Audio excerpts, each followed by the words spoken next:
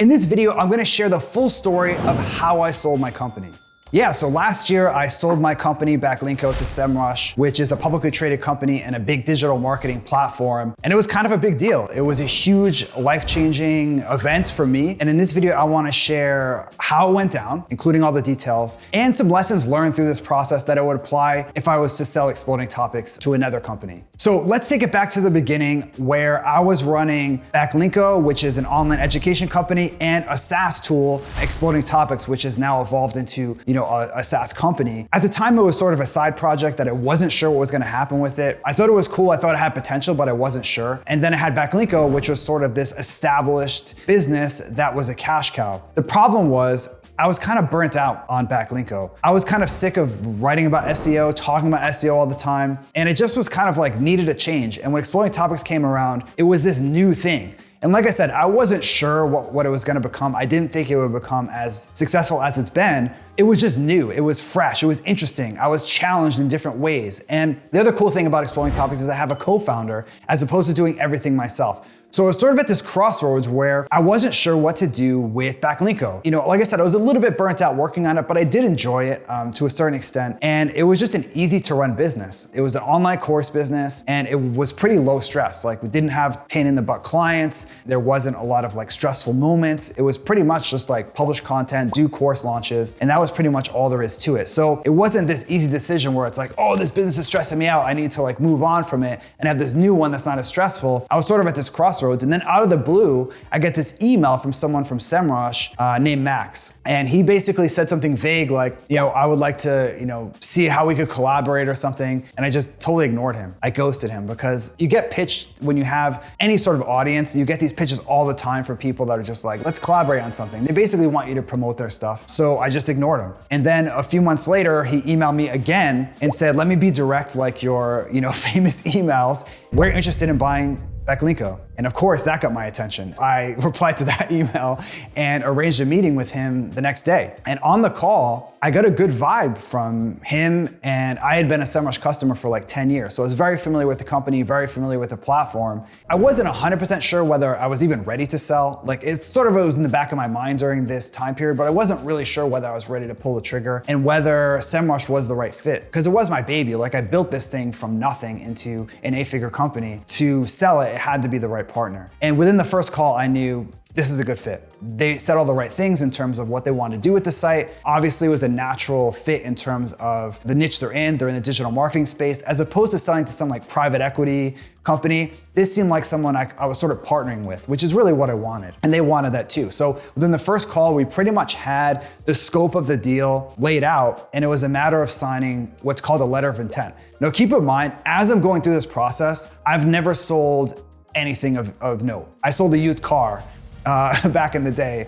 but that's about it. Like I never had sold anything significant. So this whole process was new to me. But as you're going through the process, you don't wanna really make that like a huge known fact that you're totally clueless through this process. Like throughout the process, I wasn't trying to play up like, oh yeah, I've sold tons of stuff before, but I also wanted to make everything like, oh yeah, okay, that makes sense as the next step. So the next step was signing the letter of intent. And this is something I had to Google when they told me, let's sign the letter of intent. I was like, yeah, let's sign it. And then I'm like Googling it, what it is. It's basically an outline of what you're gonna sell and what they're gonna buy. It's more or less taking the negotiation that you've had and putting it on paper. It's not binding in any way, but you still sign it to just sort of have this agreement that's, here's what you're buying, here's what you're selling. Because as you go through the verbal negotiation process, which I had, you will just say, oh yeah, what about this? Oh yeah, sure, you can have that, you can have this. So it's just nice to have everything written down so everyone can refer to this piece of paper and say, okay, this is what I'm buying, this is what Brian is selling to us. The step after that was meeting everyone at Semrush. This is a really good example of how naive I was throughout this process, where they invited me to fly to Boston and meet with them. So of course I said yes and went there and hung out with them. And I thought the deal was gonna be done. This was like a month after first talking with them. I was like, the deal's gonna be done. So the night before I met with them, I went on Upwork and scrambled to try to find an M&A lawyer because I'm like, we're gonna sign the deal tomorrow. I'm gonna walk in the office, they're gonna have the contract, I'm gonna physically sign it, like in a movie. Well, as it turned out, we were months away from actually closing the deal. And obviously I was super nervous because not only was I nervous, I'm meeting the CEO, meeting all the executive team. I was also nervous because I thought we were gonna sign the deal and I wasn't ready. Like I literally thought they're gonna slide the contract across the table and I was gonna be like, oh man, I need to have a lawyer review it. I thought that it would be a bit more like, yeah, we're kind of considering it. We do wanna have a deal, but it depends on the terms. No, we're all like, high-fiving each other. We went out for drinks after. It was pretty much done. We're celebrating the deal already, even though we're months away. What I learned from that is that, first of all, if you're gonna sell your site, there are platforms to do it now, obviously, but if you're going for like selling to a publicly traded company or a bigger, they still wanna meet you. You would think all they're buying are these assets. Like who cares what I'm like in person? But they wanna meet you. They wanna get a feel for you. And there's just no substitute for actually meeting in person. And I think it also helped sort of grease the skids and help the deal go to the finish line. Once you make the commitment of like going to them, meeting them, they're more likely to go through the deal, of course, assuming everything goes well with the meeting. So yeah, the next step after that was due diligence, which I had heard was really difficult and time consuming, but I had no idea. Part of the reason it was difficult and time consuming was I didn't know what I was doing. I wasn't ready for due diligence. Like if someone was to buy Exploding Topics tomorrow, I would be ready to go. I'd have to get some papers together, but I'd be pretty much ready to go. With Backlinko, I never thought in a million years I would sell that site. So I never had anything organized. So when I hired a contractor, I would just say, here's a project, just send me, a PayPal link and I'll just pay it. There was no contractor agreement. There was no formal anything. So to sell the company, they want all that stuff, obviously. Actually, the number one thing they were concerned about, which is a little surprising to me, were these old freelancers and contractors that I worked with. They didn't want them coming out of the woodwork and seeing dollar signs and saying, oh, I own a piece of that, or I'm owed something, because they know that this is gonna get a lot of press. Someone wrote maybe an email for me back in the day or designed something. They don't want them saying, I own that, so give me a piece. That's really what they're concerned about. So I had to reach out to everyone that I ever hired for Backlinko and say, can you sign this contractor agreement? Now, fortunately, anyone on Upwork was already protected due to their terms, but anyone I just hired sort of like through friends of a friend or whatever, I had to reach out to them, including people that completely flaked and ghosted on me. I had people that I paid up front to do half of something. They just totally disappeared and I still had to email them. Of course, they also didn't get back to me then, but it was just crazy that it went to that length. And of course they needed like numbers, P&Ls, all this stuff that took weeks and weeks and weeks to actually put together in a form that they could review and be happy with. And there were some contractual things, but they were pretty minor. And that was pretty much it. It came down to the wire in terms of closing. We actually closed the deal on Christmas Eve, because it was just last minute trying to get everything together. And the deal really officially sort of closed in January and was announced in January. And that was just a crazy experience. First of all, another example of how naive I was. They told me, okay, we're ready to announce the deal. We're gonna send out the press release at 5 p.m. Eastern time. And I was in Europe at the time. I'm kind of an early to bed, early to rise person. So I was like, would you mind doing the announcement like in the morning instead? Because 5 p.m. on the East Coast is like 10 p.m. here,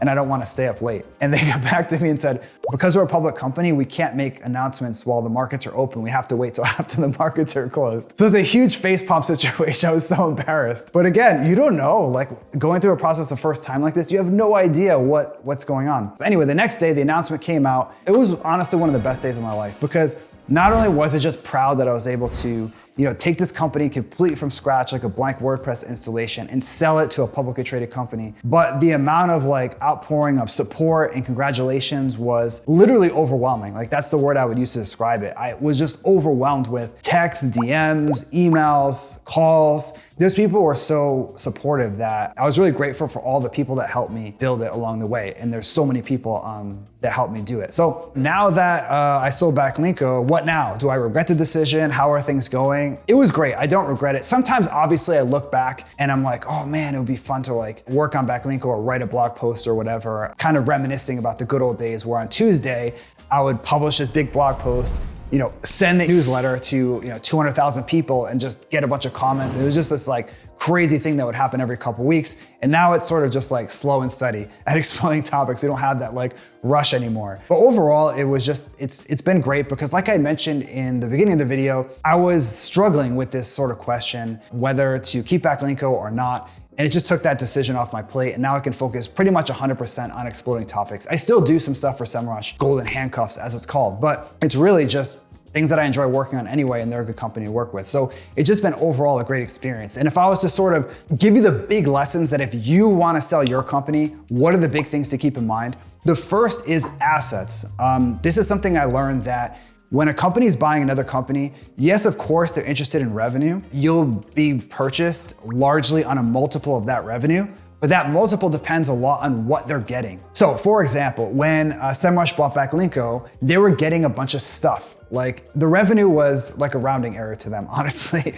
They just wanted assets, which was obviously the site, which is getting like 500,000 visitors a month, the email list, which is like 200,000, all these online courses. That was basically what they were getting. They were getting tangible things that they could get and use, and they did. Like they have Backlinko, they have the email list. These courses that I created, they added it to their Semrush Academy. They got a bunch of actual tangible stuff, as opposed to a funnel business, which is nothing wrong with a funnel business, but if you're a funnel business that's 100% reliant on Facebook traffic and it's just like Facebook ad, landing page, sell some random thing, that can be a great business, but it's really hard to sell because you don't really have any tangible assets. You don't have any IP, you don't have any technology, you don't have a patent, you don't have an audience. You don't really have anything to sell. I mean, you can give them like your Facebook ads login, you can give them your ClickFunnels login, but you don't really have a lot of assets to offer. So like I said, I'm not hating on those types of businesses, nothing wrong with it, but it's not really a business that's sellable because there's not really anything to sell. The two last lessons I would give you is one is get some of your paperwork together. It's hard to do in advance, honestly, a little bit because you don't know exactly what people are gonna ask for, but you know in general what they're gonna want. They want like your financials, any sort of like a documentation of what you have at your disposal, like what you could offer. They want contracts with former employees to make sure everything's on the up and up there. So if you have that stuff, when they ask for it, it's easier to give. And actually, even though I have no plans of selling Exploding Topics, I love working on it. I have that stuff sort of ready just to have it ready. It's just good business practice in general to have that stuff sort of organized. The last lesson that I would give is enjoy the process a little bit more. This is something that I really struggled with during this, let's say 3-month long sales process. I was stressed as hell. I was super stressed out all the time because I felt like if I kept my eye off the ball, if I relaxed, the deal could fall through. There's a certain level of, yeah, you wanna be on top of things during this process. It's not a good time to like go to Thailand for 3 weeks and disappear. But at the same time, you don't need to be like on it 24 hours a day for the deal to go through. Plus, once you reach a certain point in the process where you've signed an LOI, you've met with them, things are going well, you don't have any huge points of contention in terms of the negotiation, there's not anything you're gonna do that's probably gonna sink the deal. You know what I mean? There's nothing you're gonna do just by being a little bit relaxed that's gonna sink the deal. You don't need to be stressed. In fact, it was so stressful for me. I'm someone that sleeps like a baby. Like I sleep, my head hits the pillow and I'm out like that. I had a lot of trouble sleeping. I woke up in the middle of the night. I was like clenching my jaw. I'd wake up with a sore jaw. Like it was a super stressful process. And looking back, it didn't help at all. It didn't make any difference. Like I could have been relaxed, enjoyed this process and just say, this is really cool. Like I'm a random guy from Pawtucket, Rhode Island that's selling his company to a publicly traded company. Like this is amazing. This is the American dream. And instead I was super stressed the whole time. So looking back, I would have enjoyed the process a little bit more. So yeah, that's it. That's the full story of how I sold Backlinko to Semrush. I'd love to hear your sort of thoughts on selling your business. Like, is it something you've ever wanted to do? Maybe you've never wanted to do it, or maybe you have. Either way, I'd love to hear your experience in the comments.